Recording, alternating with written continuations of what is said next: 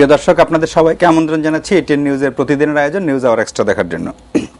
আপনারা দেখছেন যে গত কয়েকদিন ধরেই কয়েকটি মৌলবাদী সংগঠন বিভিন্ন ইস্যুতে এক ধরনের অপপ্রচার করে, বিভ্রান্ত করে মানুষের ধর্মীয় অনুভূতিতে আঘাত লাগে এমন কথাবার্তা বলে এক ধরনের সহিংস পরিস্থিতি সৃষ্টি করেছে সারা দেশে। গত শুক্রবার জুমার নামাজের পরে দেশের বিভিন্ন স্থানে ঢাকাসহ সহিংসতা হয়েছে, বেশ কয়েকজন মারা গেছেন এবং আজকেও হরতালের সময়ও মানিকগঞ্জে সহিংসতার ঘটনা ঘটেছে এবং তাতে প্রাণহানির ঘটনাও ঘটেছে এবং যারা মারা গেছে তাদের বিধি আত্মার প্রতি আমরা মাগফিরাত কামনা করছি। কিন্তু যেই মূল ইস্যুটা যে গত 20 দিন ধরে শাহবাগে যুদ্ধাপরাধীদের বিচারের দাবিতে, 71-এ মানবতা বিরোধী অপরাধের সাথে যারা জড়িত ছিলেন তাদের বিচারের দাবিতে তরুণ প্রজন্ম একটা আন্দোলন শুরু করেছে, যাতে সর্বস্তরের মানুষ সমর্থন দিয়েছে। যেতে সেই আন্দোলনকে বিভ্রান্ত করার জন্য এক ধরনের অপপ্রচার দিয়েই এই এক ধরনের ধর্মীয় উস্কানি সৃষ্টি করা হচ্ছে। তো এই বিষয়গুলো নিয়ে আমরা আজকে কথা বলবো যে বাংলাদেশের সাধারণ মানুষ ধর্মপ্রাণ, ধর্মভীরু কিন্তু ধর্মান্ধ নয়। তাদের এই ধর্মভীরুতাকে সুযোগকে কাজে লাগিয়ে কেউ কেউ উস্কানির চেষ্টা করছেন। আমরা এইসব বিষয় শুনবো, যারা অভিজ্ঞ, যারা বলতে পারেন, যারা ইসলাম সম্পর্কে অনেক বেশি জানেন তাদের কাছ থেকেই শুনবো।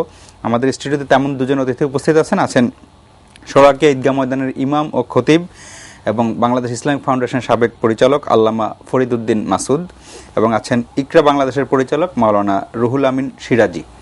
আসসালামু আলাইকুম, আপনাদের দুজনকে আমাদের অনুষ্ঠানে আমন্ত্রণ জানাচ্ছি। আমি শুরুতে যেটা বলছিলাম যে গত কয়েকদিন ধরে আমরা দেখছি যে এই ধরনের একটা শাহবাগে খুব শান্তিপূর্ণ, শাহবাগে 20 দিন আন্দোলন করছে মানুষ, সেখানে একটা পটকার বিস্ফোরণও ঘটে নাই। কিন্তু তার বিপরীতে কয়েকটি ইসলামী সংগঠন যখন বিভ্রান্তিকর একটি সংবাদকে ভিত্তি করে যখন সারা দেশে একদম রীতিমতো গত শুক্রবার আমরা দেখি যে একদম সারা দেশে সংঘাতের একটা পরিস্থিতি সৃষ্টি করে ফেললো। এরকম অবস্থায় একটু আপনার কাছে শুনি যে আসলে ঠিক কোন জায়গায় নিতে যাচ্ছে তারা, বা কি এখনকার এবং আজকেও হরতালে মানিকগঞ্জে বেশ কয়েকজন 4 জন মারা গেছেন এবং কালকে পাবনায় মারা গেছেন, শুক্রবার হরতালের দিনে মানুষ মারা গেছেন। এইভাবে মানুষের প্রাণহানি আমাদের দেখতে কারোই ভালো লাগে না। কারা এই উস্কানিগুলো দিচ্ছে, কেন দিচ্ছে? ধন্যবাদ। যারা মারা গেছেন আমরা তাদের সকলেরই মাগফিরাত কামনা করি। মৌলিকভাবে বিষয়টি হলো, আমরা সবাই জানি আমাদের মহান মুক্তিযুদ্ধের সময় বিশেষ করে একটা দল, যে দলটিকে আমরা জামায়াতে ইসলামী নামে চিনি, তারা স্বাধীনতার বিরোধিতা করেছে। শুধু তাই নয়, ওই সময় পাকি বাহিনীর সঙ্গে যুগ সাজসে হেন দুষ্কর্ম নাই, লুণ্ঠন, ধর্ষণ, জ্বালাও পোড়াও, যা ইসলামের দৃষ্টিতে মহাপাপ, তারা না করেছে। শেষ পর্যন্ত এই শক্তি পরাজিত হওয়ার পরেও তাদের আচরণে বোঝা যায় এখনো তারা বাংলাদেশকে স্বীকার করে নেয়নি।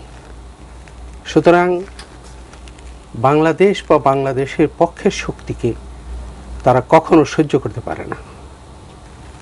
তাদের বিচারের দাবিতে যখন এই দেশে একটা ঐক্যমত্য সৃষ্টি হয়েছে, অভূতপূর্ব গণজাগরণের সৃষ্টি হয়েছে, শুধু তাই নয়, এই মানুষ এখন যে দলটি এই ধরনের সন্ত্রাসী গোষ্ঠী বানায়, তৈরি করে, এই দলটির বিরুদ্ধেও সোচ্চার যে তাকেও নিষিদ্ধ করা হোক। আমি ব্যক্তিগতভাবে কোনো রাজনৈতিক দলকে নিষিদ্ধ করার পক্ষপাতী নই, কিন্তু আবার আমি পরিষ্কার বলছি, জামায়াতে ইসলামী কোনো রাজনৈতিক দল নয়, কোনো রাজনৈতিক নর্ম তারা মানে না। এই কয়েকদিনের ঘটনায় তা সুস্পষ্ট, এবং 71-এর সময়ও 71 থেকে তাদের ধারাবাহিকতা, তাদের সন্ত্রাসের সাথে সম্পৃক্ততা, এটা কিন্তু এই 42 বছর ধরে একই রকম বারবার এটা প্রমাণিত হয়েছে। এমনকি কিছুদিন আগেও বাংলা ভাই এবং আব্দুর রহমানের সম্পর্কে আমরা সবাই জানি এরাও জামাত ইসলামেরই সৃষ্টি ছিল, কারণ তারা এককালে ছাত্র শিবির করত জি এবং তাদেরকে ঢাকা দেওয়ার জন্য বিষয়টিকে জামাত ইসলামের নেতা নিজামী বলেছিলেন যে এটা মিডিয়ার সৃষ্টি। জি এবং আমরা তাদের মানসিকতাটা যে কত সন্ত্রাসী এটা এভাবে বুঝতে পারি যে তাদের যে দীক্ষাগুরু মূল মওদুদী সাহেব, মাওলানা মওদুদী, জি উনি মৌলিকভাবে মাওলানা ছিলেন না, বলা হয়, আমরা দেখি। হ্যাঁ, আপনার এই এটা আমি প্রতিবাদ করতে বাধ্য হচ্ছি। জি উনি যেমন কেউ ডাক্তার না হয়ে যদি নিজেকে ডাক্তার বলে, হ্যাঁ, জি। ইঞ্জিনিয়ার না হয়ে যদি নিজেকে ইঞ্জিনিয়ার বলে, এটা ঠিক তদ্রূপী। উনি মৌলিকভাবে মাওলানা ছিলেন না। তিনি তার তাফসীর গ্রন্থে হযরত ইউসুফ আলাইহিস সালাম সম্পর্কে, যিনি এত মহান নবী ছিলেন, ওনার সম্পর্কে লিখতে গিয়ে লিখেন যে তিনি একজন কেবল ডিক্টেটরই ছিলেন না, তিনি ছিলেন ইটালির মুসোলিনির মতন ডিক্টেটর। নাউজুবিল্লাহ। তো মুসোলিনিকে যিনি আদর্শ হিসাবে কোনো নবীর জন্য পেশ করতে পারেন, তার মানসিক গঠনটা কত খারাপ হতে পারে। এবং ঠিক সেই অনুপাতেই তিনি জামাত ইসলামী দলটাকে গঠন করেন এবং নাৎসি কায়দায়, নাৎসি ফর্মুলায় উনি দলটাকে গঠন করেছিলেন। এবং তারা এখনো তাই ইসলামের তাদের আদর্শ থেকে, মূল আদর্শ থেকে বিচ্যুত হয়নি, তাদের একদম ওই মওদুদীর যে লাইন, সেই লাইনেই তারা এখনো সেই লাইনে, এবং তারা সেটা বলেও। গোলাম আজম তার আত্মজীবনীতে পরিষ্কার বলেছে এই কথা। তো সুতরাং এই দলটি যখন নাকি তাদের এখন অবস্থা হয়েছে, জনগণ একজোট হয়েছে তাদের বিরুদ্ধে, সব ধরনের জনগণ, এই পর্যায়ে তারা মরণ কামড় দেওয়ার জন্যে বিভিন্ন নামে তারা বিশৃঙ্খলা সৃষ্টি করার প্রয়াস পেয়েছে। আপনারা জানেন কিছুদিন আগেই উলামা মাশায়েখ নামে জি তারা এরকম সহিংস মিছিল করলো। একজন দর্শক ফোন করে অপেক্ষা করছেন অনেকক্ষণ, একটু ফোন করে আমি আপনার কাছে ফিরছি আবার। প্রিয় দর্শক, আপনার নাম বলে প্রশ্নটি করুন। আমি হ্যালো, জি জি প্লিজ, শুনতে পাচ্ছি। আসসালামু আলাইকুম। জি ওয়ালাইকুম আসসালাম। আমি সিরাজুল ইসলাম বলছিলাম সাতক্ষীরা থেকে।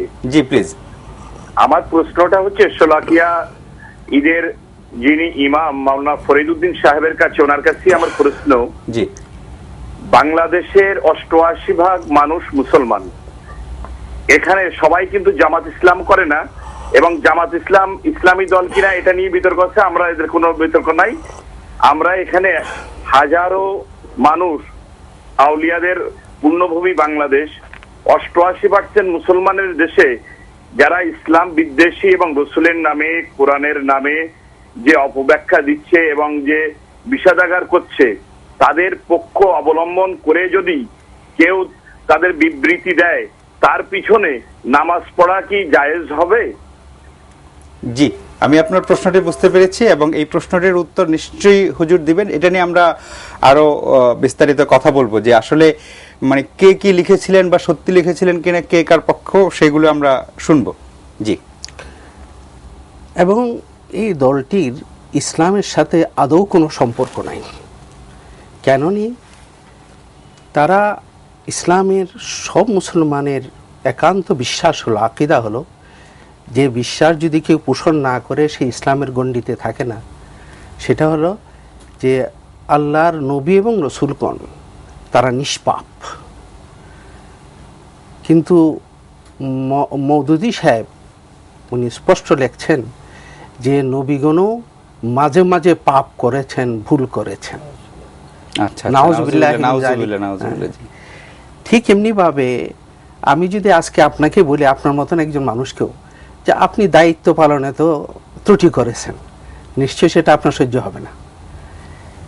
মওদুদী সাহেব হযরত ইউনূস আলাইহিস সালামের মতন এত মহান নবী সম্পর্কে উনি উল্লেখ করছেন যে তিনি তার উপর অর্পিত দায়িত্ব পালন করেননি, দায়িত্ব পালন করতে গিয়ে ত্রুটি করেছেন। এর চেয়ে বড় অপবাদ একজন নবীর উপরে আর কি হইতে পারে? আরও সবচেয়ে ওরা আজকে রাসূল সাল্লাল্লাহু আলাইহি ইসলামের অবমাননার বিষয়ে আমরা বাংলাদেশি মুসলমান কেন পৃথিবীর সবাই, আমি আপনি সবাই এই ব্যাপারে একমত যে এটা সহ্য করার বিষয় নয়। এই মওদুদী সাহেব এবং দেলোয়ার হোসেন সাঈদী সাহেব তার বক্তৃতাও সেটা উল্লেখ করেছেন। রাসূল করিম সাল্লাল্লাহু আলাইহি ইসলামের সম্পর্কে রাজীব সম্পর্কে যা বলা হচ্ছে, জানি না সেটা কতটুকু এর চেয়েতেও জঘন্য ভাষায় রাসূল সাল্লাল্লাহু আলাইহি ওয়াসাল্লামের উপর আক্রমণ করেছেন এই মওদুদী এবং সাইদি সাহেব। মওদুদী সাহেব লিখেছেন, আর সাইদি সাহেব ওনার এক বক্তৃতায় এই কথাটা বলেছেন। তিনি বলছেন যে, হে মুহাম্মদ সাল্লাল্লাহু আলাইহি সাল্লাম, আপনি আপনার জীবনভর নবুয়তের দায়িত্ব পালন করতে গিয়ে যে ত্রুটি বিচ্ছিন্ন করেছেন, এইগুলি আপনি আল্লাহর কাছে ক্ষমা চান। নাউজুবিল্লাহ। নাউজুবিল্লাহি মিন যালিক।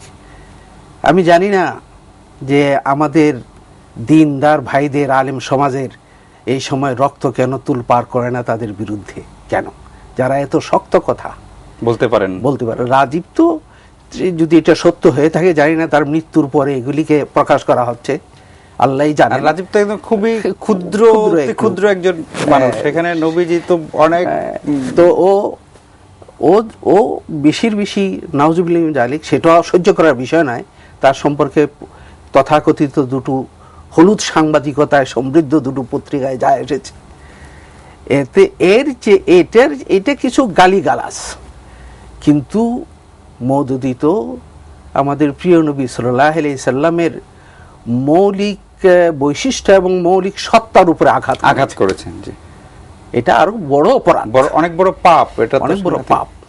অনেকেই বলেন জামাত ইসলামীকে নিষিদ্ধ করা হোক, আমি এই ব্যাপারে একমত। তবে আমি অন্য কারণে বলি, এক কারণে বলি, জামাত ইসলামী আদৌ এটা কোনো গণতান্ত্রিক দল নয়। এটা হলো সন্ত্রাসী দল, যার কারণে জেএমবিকে নিষিদ্ধ করা হয়েছে, ঠিক একই কারণে একেও নিষিদ্ধ করা যায়। আর দ্বিতীয় হলো, রাসূল করিম সাল্লাল্লাহু আলাইহি ওয়াসাল্লাম এবং ইসলামের সাথে অবমাননা করার জন্য তাকে নিষিদ্ধ করা যায় এবং শাস্তির আওতায় আনা যায়। তবে আমি এর সঙ্গে আরেকটা কথা যোগ করব, যে এদের জামাত ইসলামীর আমাদের দেশে তাদের প্রাণ ভ্রমরা হলো তাদের আর্থিক প্রতিষ্ঠানগুলি। কেবল রাজনৈতিক ভাবে নিষিদ্ধ করে এদেরকে দমন করা যাবে না। রাজনৈতিক, অর্থনৈতিক, সামাজিক সবভাবেই তাদেরকে করতে, শুধু রাজনৈতিক নিষিদ্ধ করলে তাদের নির্মূল করা যাবে না। তাদের আর্থিক প্রতিষ্ঠানগুলিকেও, এইগুলি ভালো কথা হলমার্কের দুর্নীতি সরকার ধরেছেন, ভালো কথা ডেস্টিনি দুর্নীতি ধরেছেন, ভালো কথা যে গ্রামীণ ব্যাংক সম্পর্কে উদ্যোগ নিয়েছে, কিন্তু এর চেয়েও বেশি দুর্নীতি তথাকথিত ইসলামী ব্যাংকে। যে কোনো মুহূর্তে এরা যে ওয়াদা করে বাংলাদেশ ব্যাংক থেকে অনুমোদন নিয়েছিল, সেটাও তারা পূরণ করেনি। কিন্তু জানি না আমাদের বাংলাদেশের ব্যাংকের কর্তারা কোথায় নিদ্রাভিভূত আছেন, যে এই কথাটার প্রতিও তারা খেয়াল করেন না। সুতরাং আমার দাবি হবে, একদিকে যেমন তাদেরকে রাজনৈতিকভাবে নিষিদ্ধ করতে হবে, আর একদিকে তাদের আর্থিক প্রতিষ্ঠানগুলিও জনকল্যাণে লাগানোর জন্যে সরকার অধিগ্রহণ করে নিতে পারে, এবং স্বাধীনতার সপক্ষে যারা উদার তাদের হাতে এটা ন্যস্ত করতে পারে, এই বিষয়ে অভিজ্ঞ যারা আর্থিক বিষয়ে। আরেকটা বলতেছি, সামাজিকভাবেও তাদেরকে বয়কট করতে হবে। কেন? বহুত বড় মুফতি দেওবন্দের ছিলেন তিনি, পরে উনি পাকিস্তানে চলে এসেছিলেন, মারিফুল কোরআনের মতন তফসির গ্রন্থ লিখেছেন। তিনি মুফতি শফি সাহেব রহমতুল্লাহ আলাই, তিনি নিজে এই কথা উল্লেখ করেছেন ফতোয়াতে, যে জামাত ইসলামীর আকীদা যে পোষণ করে তার পিছনে নামাজ পড়াও মাকরুহে তাহরিমি। কেউ যদি তার পিছনে নামাজ পড়ে, তাইলে আবার তার নামাজকে দোহরায় পড়তে হবে। তাদের সঙ্গে বিয়ে শাদী করা, আত্মীয়তা করা, যে কোনো সামাজিক সম্পর্ক, এটা ইসলামের দৃষ্টিতে ঠিক নয়। বহুত বড় একজন দেওবন্দের উনি প্রধান মুফতি ছিলেন, উনি এই ধরনের ফতোয়া এদের সম্পর্কে দিয়েছেন। আমাদের দেশে প্রসিদ্ধ হযরত থানভী রহমতুল্লাহ আলাইহি, আশরাফ আলী থানভী রহমতুল্লাহ আলাইহি, হ্যাঁ, তিনি এদের সম্পর্কে উল্লেখ করেছেন যে মওদুদী এমন ধরনের লোক যে সে পাকির সাথে নাপাকি মিশ্রণ করে, পবিত্রতার সাথে অপবিত্র জিনিসকে মিশ্রণ করে সে পেশ করে, বিভ্রান্তি তৈরি করে। সুতরাং এদের বিভ্রান্তি তো আমরা, আমাদের উলামায়ে কেরাম বহু আগে থেকে সতর্ক করছেন। আমাদের শেখ হযরত হাফিজি হুজুর, আমাদের শামসুল হক ফরিদপুরি রহমতুল্লাহ আলাইহি, তাজুল ইসলাম সাহেব, অনেক সব উলামায়ে কেরাম তাদের সম্পর্কে জনগণকে সতর্ক করে আসছেন। সুতরাং আমি বলবো যে ওরা যদি রাজনীতি করতে চায় তাহলে যেভাবে ইচ্ছা করুক রাজনীতি, এটা তাদের বিষয় আর সরকারের বিষয়, কিন্তু ইসলামকে ব্যবহার করার অধিকার ইসলামী দৃষ্টিতে তাদের নাই।